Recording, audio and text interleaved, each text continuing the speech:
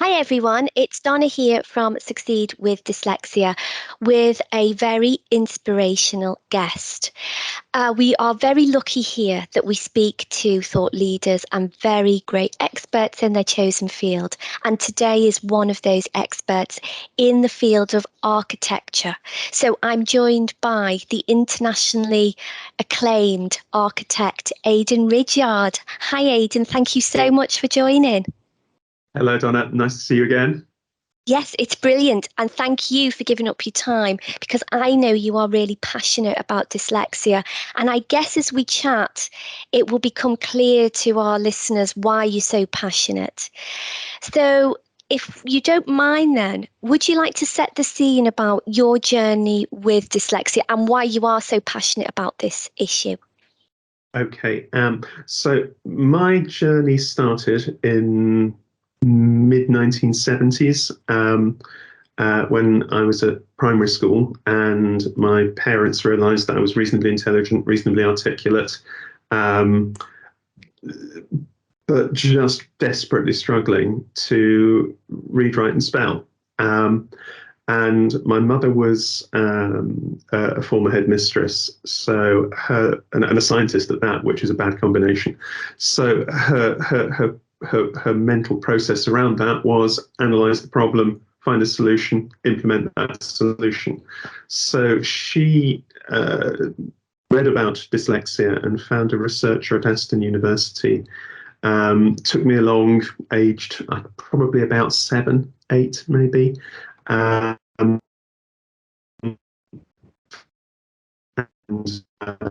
Dr. Hope, I think the commentary came back, yes, Aidan's dyslexic. Once we knew the problem, the solutions began to arise. Lots of handwriting exercises, lots of reading exercises. I won't say it was pleasant, but it kind of got me to a workable state where I could at least function and complete my school journey and get to college. That's where good luck struck, because I happened to be interested in architecture. I wouldn't say I had the particular skills to fall into it naturally, but I was interested, and interest is the thing. If you love something and you're passionate about it, then you find ways to circumvent your skills, and you find ways around something because your passion takes over. And I was really, really lucky. It happened to be architecture that I went off to study. The fun thing with that is when you go to architecture school, day one, you sit in the studio, and the first exercise they give you is generally turn to the person next to you and draw them. And I was like a rabbit in headlights because I can't draw. I couldn't draw. And I still have that drawing. It's a deeply unpleasant thing, but I still keep it there because it's good for my soul to every so often come across it in the portfolio and think, yeah, that's where we started. But because I'd learned to analyze a problem and solve it, I was able to begin to realize I can't draw like this. I've got to find a way to draw that I can do, to tell stories about my designs and to get my ideas across. And it's the same thing. It's about problem solving. And I think one of the things that, as I've got older, I've learned that one of the blessings of dyslexia is that it teaches you how to solve problems. And if you get to your 50s and you're dyslexic, hell, you've probably solved a few problems along your way. And that's where I find myself now. Did you know then, and I think it's probably because of your mum, isn't it? Her wisdom as a teacher and so on, that she took you to that expert to figure out, why these things were happening. Did you know? And I know it's a very distinct time in our past, really, the 1970s and so on, and where we were at then in education is very different to where we are now. Was the label of dyslexia used then, Aidan? So you've known from childhood that this was something you were living with? So Dr. Newton was absolutely labelling it dyslexia in those days. So yeah, I had clarity about that. In terms of how long it took the world to catch up with that, it was probably until I was taking my first exams, age 16, that the world was beginning to recognise it. And I remember having an extra half hour on the end of my CSE French exam and thinking, oh, this is fantastic. Unfortunately, I happen to be reasonably good at CSE French. I didn't particularly need it, but it was nice that it was there. So I think the world, I was slightly ahead of the curve, I think, in terms of my diagnosis and the world catching up with it. Yeah, it's interesting, isn't it? Because in some ways, for adults, especially adults of a certain age, of which I am one, is Surely that not. it's quite it's quite rare that a lot of, as I say, adults of a certain age, we will have had a diagnosis or an identification in our childhood. Looking back now, how important do you think that was to find out in childhood as you did, rather than maybe if you would have found out, in your 30s or your 40s or so on? I think it's really important because you understand the situation that you're dealing with. I've just been through this process in the last month with my own daughter, having her assessment, and she is dyslexic. But as I said to her, she said, "What does it mean?" I said, "Well, what this means is that you now know your enemy. You now know the problem, and you can actually begin to attack it rather than it attacking you. You can turn the tables because you understand what the issues are. Your issues are different from mine, but you've got them, and now you're in a position to actually move forward and solve the problem now that you understand it." Go back to my mum's scientific principle: you can't solve a problem until you understand it. Good old Newtonian scientific thinking, but it kind of works, and Yeah. I'm a big believer in that. So you've kind of come full circle then from your own journey, and now as a father, your journey to see it in your child. How did that make you feel when you realised that your daughter has dyslexia? I think there's a whole there's a spectrum, as ever, and one side of the spectrum is me sitting there thinking, well, she's quite possibly not going to read history at Cambridge, so I can kind of close that little aspiration dream down. But then again, I can look at it and say, actually, she's going to be really good at this, or she could be really good at that, or she could be really good at that. And you find doors closed but doors open, and that's the sort of fatherhood thing. But I think there's also, as a dyslexic parent of a dyslexic, there's another interesting thing which is coming in, which is realizing all my lessons I can actually begin to pass on. Yes. And I'm classic sort of left-handed dyslexic. Sienna's right-handed, but I remember when she started to write with her right hand, I was kind of disappointed because I thought, all these things I've learned, and who's going to inherit my left-handed scissors? What's going to happen with those when I'm gone?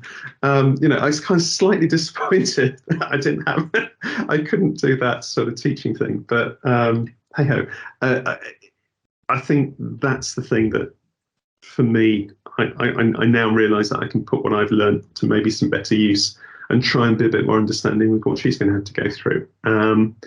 Her challenges are very different from mine. She's much stronger in some areas, weaker in others, and between us, we'll help, and with her mum as well, we'll find a way through it.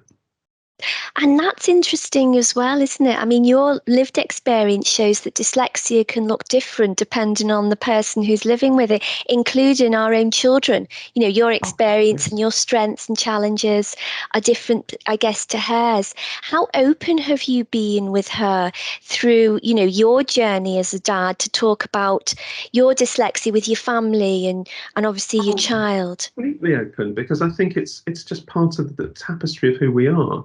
So, probably by the time Sienna was 7, she could read better than I can. And, when I try and read her a story, it's a pitiful sight. I've never really been able to do that. She kind of takes the book off me and reads it herself because it takes pity on her poor father trying to do it. So in that regard, she's been outgunning me for years already. But I think if it's done in a spirit of understanding and care, then that's fine. You can be open and say, look, I'm rubbish at that, so please help me. And similarly, there'll be something that she's not so great at, and she might ask me to help her with that. And that's how you work together as teams. Now, that kind of is the microcosm of the ideal way you begin to work through life, which is that you surround yourself with people who understand and recognize that you shouldn't be let loose with X, but you're quite good with Y. And they kind of maneuver things so that you don't often get put in contact with the things that you're not good at. And I'm lucky with the people I work with. They're very good like that. They know they should never trust me to read an architectural commission contract. Completely pointless, because I will not spot what I need to spot. But we have people around us who are good at that, and that's what they do. As a kind of leader in a business, I think that's what you're trying to build is a structure whereby people take ownership of where their skills lie, and they do that in a kind of caring way to take that away from people whose skills don't lie there. So, hey, I can do this. This is mine. You do that. That's what you're great at. Go knock them out. Go knock them out. Knock them dead. That's the kind of dynamic I look for within my practice. And it's kind of almost family life as well, is that this is where we're good. This is where our strengths lie. This is what we do. We're rubbish at this. Kind of others step in and help you. It's really interesting because, you know, what you're talking about in your family life mirrors, I guess, obviously what you've lived with for many years as a professional. And, you know, I know how accomplished you are, and that's why it's such a treat to talk to you. And thank you so much for giving your time up like this.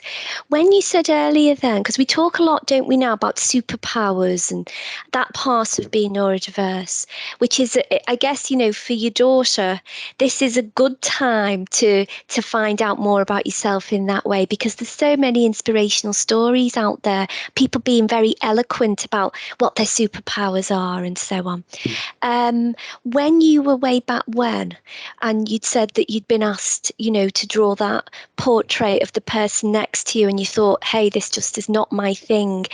Were you even then, as a, you know, a younger emerging architect, Aidan, were you aware that, yeah, I'm really good at this stuff? Maybe we didn't use the word superpowers in those days, but, you know, you had a sense of, yeah, I'm good at those things, but these are the areas of struggle, and that's okay to be like that. I think it was by default, rather than specifically recognizing that there's a strength there. So I kind of knew what I couldn't do. So I had to find something that I could do. So the terror of the pencil and the white piece of paper with nothing else around you, that was too much for me. So I kind of figured that if I could draw with a drawing board and a pencil and ruler and straight lines, I could kind of control that. And that was my way into it. So when you look at my drawings as a student, they're very controlled. They're not free, sketchy. They're very structured.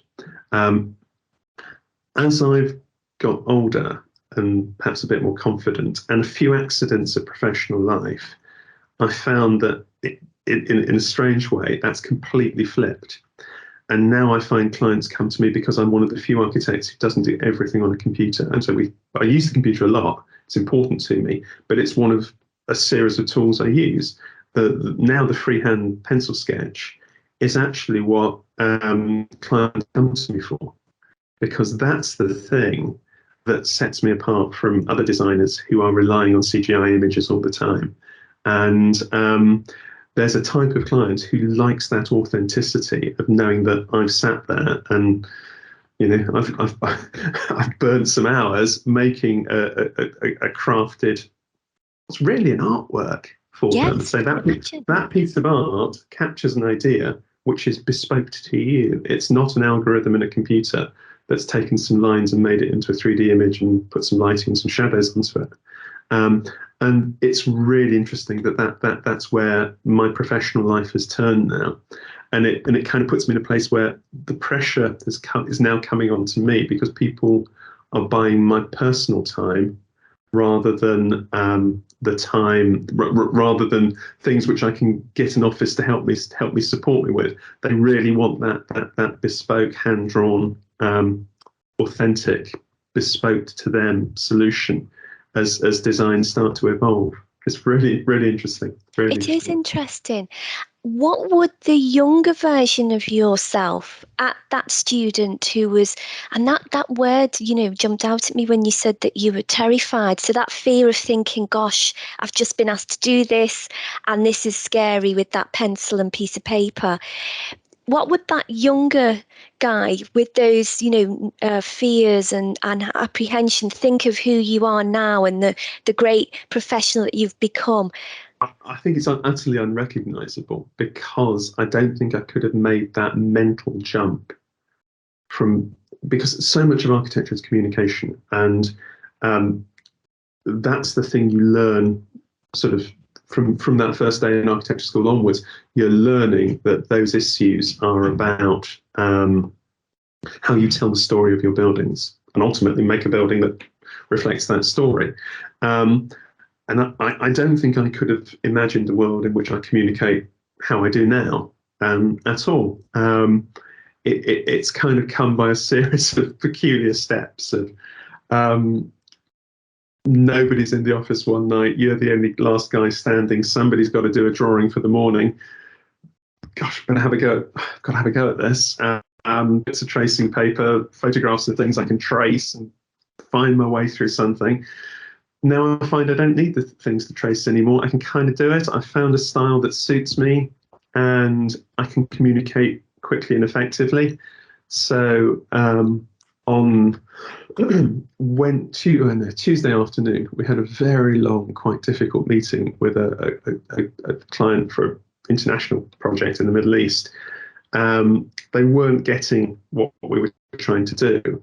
But now I can sit down, and yesterday evening I sat and drew, finished the drawing, issued to them this morning. So before we started talking, we'd had the next session of that project, and actually getting that hand-drawn piece of work, it allows me to tell my story. And it's not a drawing is perhaps the wrong word. It's a diagram, but it's actually the authorship of the diagram which tells the story the way I want it told. And lo and behold, everybody starts to get it, and then we're all a whole lot happier, and we're not having to spend 4 hours sitting there drawing on screen trying to solve problems. We can actually move forward. But that's a person so different from my 18-year-old self. That's unrecognizable. It's fascinating, that evolution, really, but also then how from that 18-year-old self through, life journey so far, how has your relationship with dyslexia on a personal level changed? I think it's gone from being an enemy to being a reality I just deal with, and it's kind of it's the back of your hand. You've lived with it forever. Yes. It's always there. It's who we are, and I think it's ceased to be an adversary. It's just part of the furniture. Sorry, Aidan, I was just going to say, have you come almost full circle where now are you glad that dyslexia has been a companion with you through your life?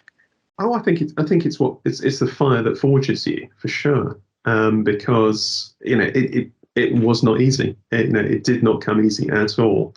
I look back at those school books, and you can just feel the pain. And I see it with other dyslexics who share those things online, and you kind of look at it and we chat about it. You think, oh boy, that you just feel the pain that poor child was going through. But that's what makes you in many ways, and kind of it sounds a little bit trite, but I think there is an element of truth in it, which is that adversity forges your skills and your personality, and you have to find that way around it. I look at my daughter Sienna now and think, well, how is she going to move forward with this? It kind of needs a bit of that adversity to bite, to kind of start to focus her on solving her problems. And I don't think it's really kicked in yet for her, but that's going to be one of the things that will come, and how she reacts to that will be the big deal. Yeah, it's really interesting. Again, I know that you are an author, but your work is yet to be published. Again, we're just on the cusp of that, so please do tell us about your book and so on. Again, would you have been surprised, the younger version of you, to think, by the time I get to this part of my life, I will have written a book? Yeah, that was never on the cards. I say written a book is interesting. It was a sort of slight research interest that I had in a fairly obscure architect who came from the same town that I came from Wolverhampton, and built a series of quite interesting church buildings from the 1930s through the 1970s. And it's funny how you kind of form partnerships, and we talked about covering each other's the bases for each other. So my collaborator on the book is an excellent chap called Chris Kennedy, who was professor of applied language and linguistics at Birmingham University. So who would you put with a dyslexic who can't write a spell? You put a professor of linguistics. So as a team, we're pretty good. We cover the bases between us. I've done a bunch of drawing and research. Chris has done a bunch of research and pulled it together in writing terms. And between us, we've actually managed to produce 260 pages, which we're hoping to publish next month. Yeah, who would have thought it, eh? Yeah, it's brilliant. And, congratulations. We'll share a link to that information on the back of this chat because it sounds brilliant. Yes. Again, what would you think, and this is a big question, but I'm going to try and get you to answer it. What has been the ingredient then for you, Aidan, from that journey of, overcoming those barriers, digging into, we talk a lot now about resilience, that developing of resilience when you're put in these situations, like you say, in the office after hours, burning the midnight oil, trying to figure out what works for you and so on. It sounds like your mum was a great beginning, a good place to start, as always mums are, in terms of getting that help that you needed and that identification. What else was a great ingredient to help you get to, you are incredibly successful. So how did you get there in terms of your dyslexia? Right. I think the resilience word is a really good one, because that's the lesson you learn, which is that if it doesn't work, you've just got to dig in and work harder. And unfortunately, this is the flip side, where it can go too far the other way. So in that adversity, when you realise that this is something I can't do, I've got to find a way to do it. That kind of work ethic was very much my solution to it. Was I just dig in. When I did my final thesis project at college, I remember planning out 6 weeks of work where I would get up, start drawing at 8 o'clock in the morning, finish at midnight, go to sleep, get up at 8 in the morning, start drawing for 6 weeks solid. And I remember at the end of it, I think it's the day, but the penultimate day, I kind of just fell asleep flat on my face because there's just nothing else to give. And that's always been my resource to solve the problem, is I just throw more effort at it. And that's kind of comes back to that the dyslexia, is that my there isn't a magic wand you can wave. You can only try harder. And by and large, it gets you out of jail. But there comes a point, and I think now I sort of have an architectural practice with sort of 35 people in it. It's less healthy for me to do that, and it's less healthy for me on every level to be doing that, and I kind of have to find other strategies. So this is maybe the next step of my dyslexia journey, is that it can't be about me just throwing effort at it. Now I still do. Last night was the case in point, doing that drawing which got us through the meeting this morning. That particular 16-hour day had a good result, and we're in a happier place for it. But I'm starting to realise now I can't do that consistently. I can't do a 6-week run of that. That's going to really knock me about. And occasionally I find myself in a place where I've got to do it, and it's not great. And that's what I've got to solve. If I want to have another 10 years doing what I'm doing and making interesting buildings around the world. Yeah, it's a great insight, really, because again, as we're talking, there's kind of there's chapters there of different Yeah. layers to dyslexia, and I think if we're sensitive about it as individuals, it does take you on a journey through your life in many different ways. You know, you've talked about your family life, but also your professional life, and that insight to think, yeah, I can't do everything all of the time. How open then, and I know you're really passionate in your professional life about raising awareness around dyslexia and neurodiversity, and there's a lot said, Aidan, that in your industry, architecture and design and so on, you guys have a lot of neurodiverse colleagues because it's a great fit. Again, that word, superpowers. So how emotionally intelligent or professionally intelligent are you guys now as an organization, for you as a professional, to ensure that, you know, for yourself and others, that you are working in smarter ways so that we're playing to people's strengths, you know, our own included, and working as a team? You know, you said that you've done that with your book.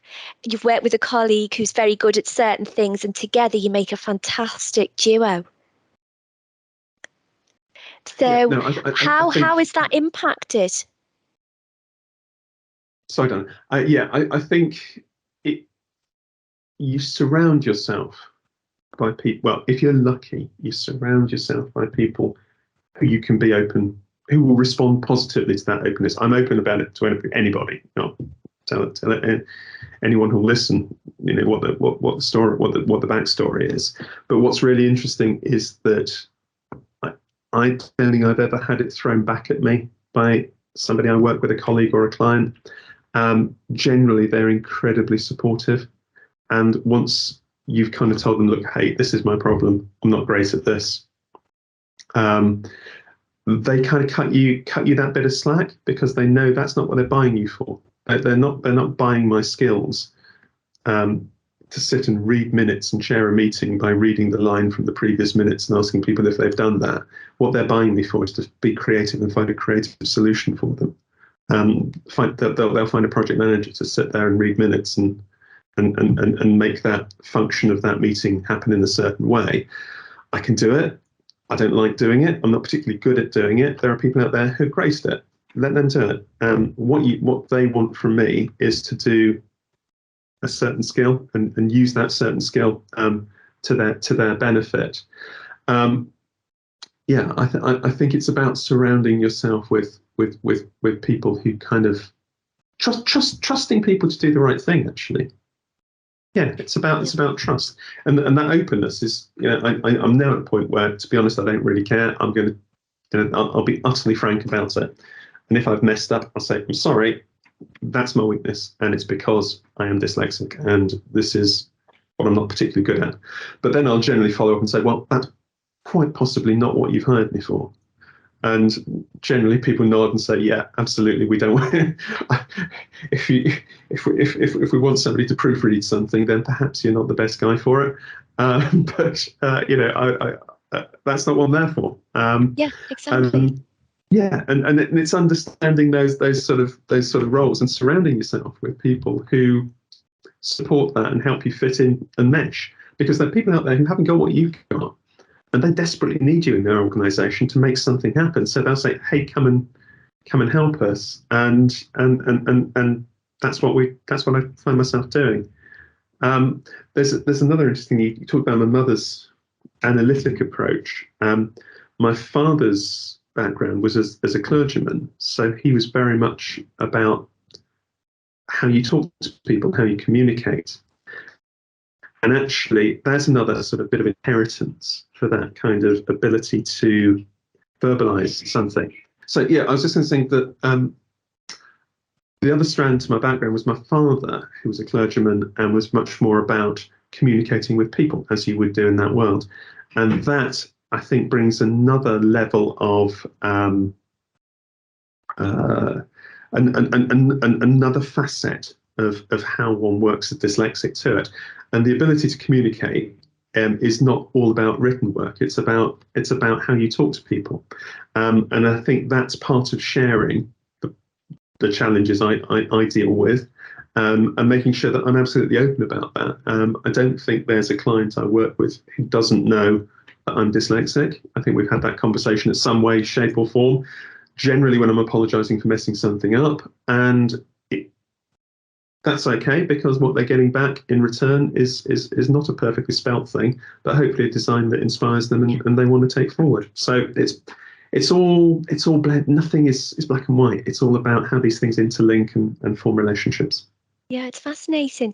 Do you think then now, where we are more freer possibly to speak in these ways and people understand, yes, I've employed you to do this, so doing those things is less important. Are we in a better place now to be able to be more open to say, look, I'm really good at this stuff, maybe not so good at that. That's okay. And I work with colleagues and so on. Is it easier now, Aidan, to say that than maybe 10 years ago, 20 years ago? Oh, sure, absolutely. I think the kind of antediluvian attitudes have evaporated massively, and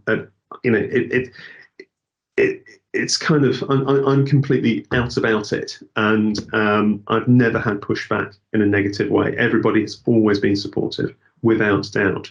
Now, I caveat that by saying that I think one of the things about my practice and my professional life is that kind of we're at a sort of place at the moment where pretty well every client we work with, I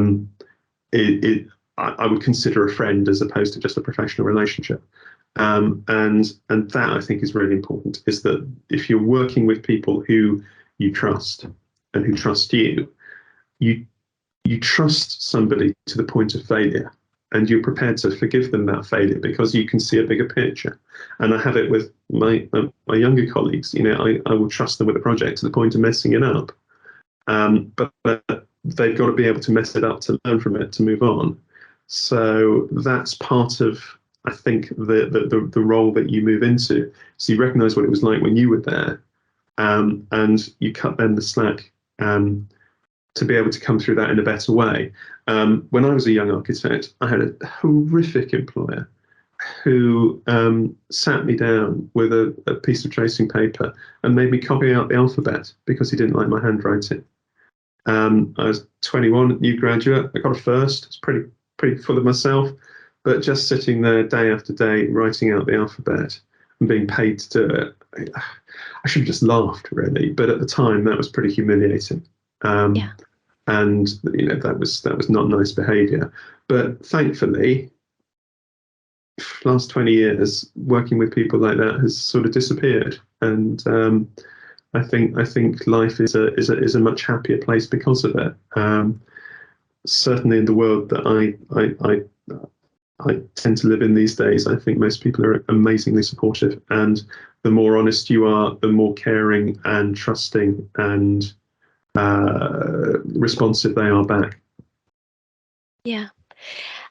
I'm hearing then that, your life experience with dyslexia has had so many impacts on you, and hearing you there talk about how you manage your team might be a strange question, but do you think your experience with dyslexia has made you a better manager? I know you're very senior in your team. When you're dealing with colleagues, like you talked about younger colleagues, has your life experience made you more supportive and a better manager in those ways? I think it's maybe a more understanding manager. Whether I'm better, I think, I'm not sure, but I'm the only manager I can be. But I think Yes. part of that is being supportive to colleagues. I've had a couple of openly dyslexic colleagues several openly dyslexic colleagues over the years, and you kind of have the conversation together, and you play off their skills as well. I remember there was a fabulous young architect I used to work with who was quite severely dyslexic, and she had really good skills of bringing people with her on a project journey.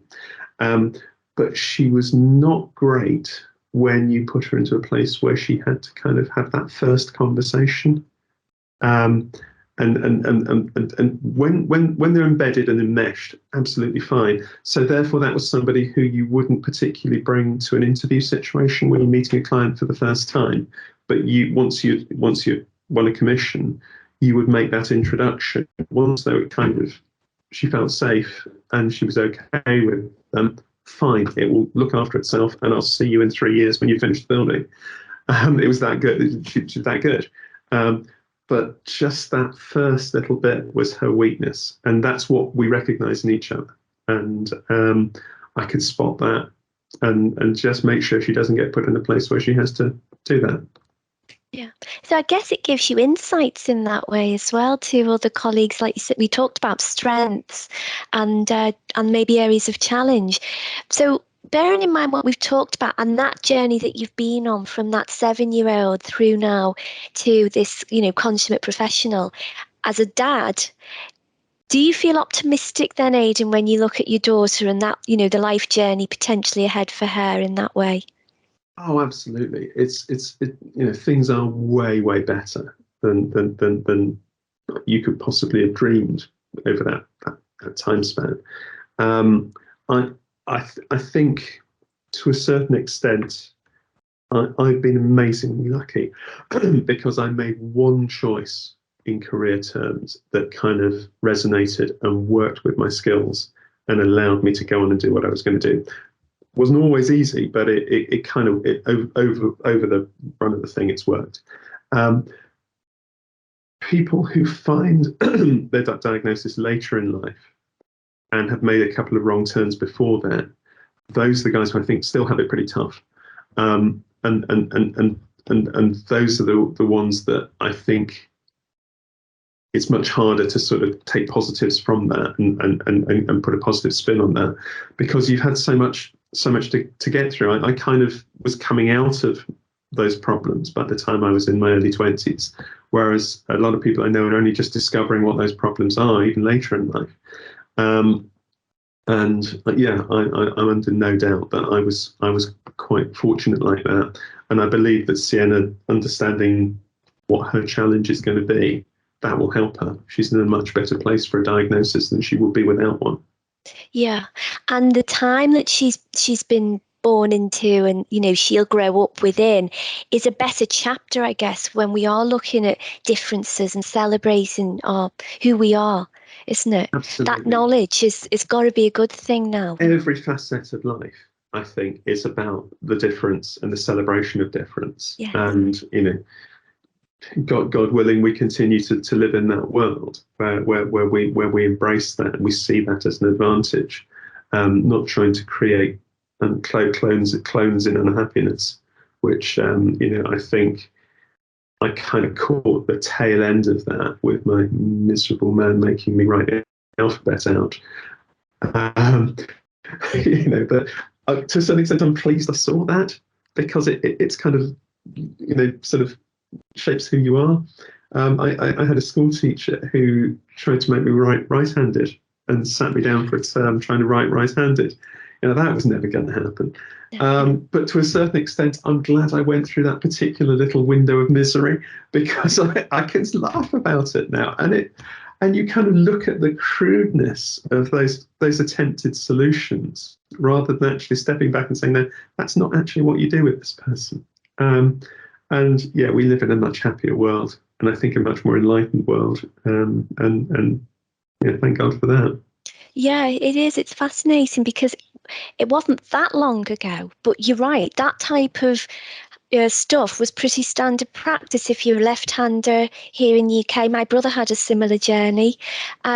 He was forced and encouraged to change hands as a child and start to try and write with your right hand instead. And the journey that you go through with other issues. I'm colourblind, and some of the things that happened to me as a child, things that were said to my parents.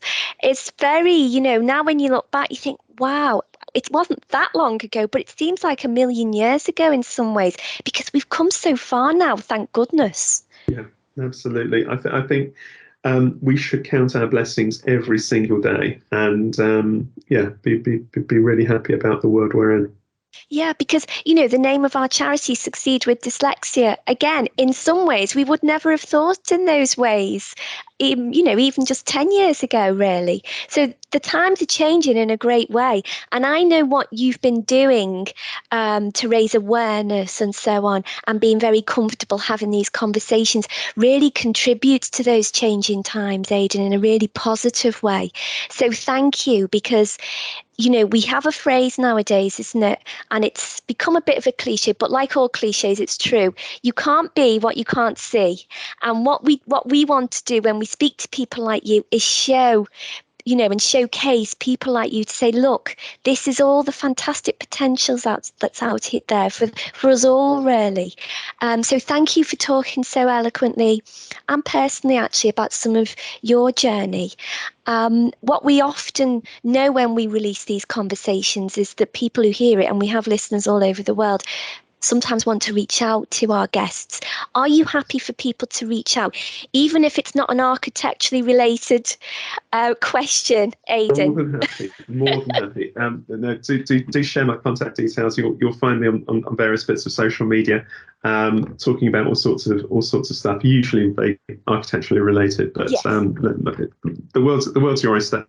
More than happy to talk to people. I think we are a community, and I think that community spans the globe. And I'm more than happy to chat to anybody who's got a challenge or wants to ask some advice or an observation. Yeah, anytime. Thank you.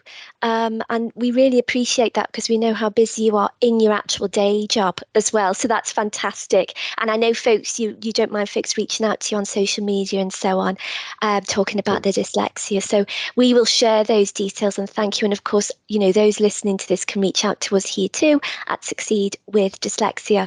So Aidan, that just leaves me to say thank you again. It's really enlightening when I listen to you talk and share your thoughts. And I guess, we always say at Succeed, let's just keep talking about this. This is what's made those changes over these decades, this cultural change in how we perceive neurodiversity, isn't it? And long may those bad days be gone now. And we're going to a fantastic, exciting future for our kids, which is wonderful. So thank you. And a huge thank you to our listeners as well. And please join us next time for hopefully more inspirational conversations. So thank you, everyone.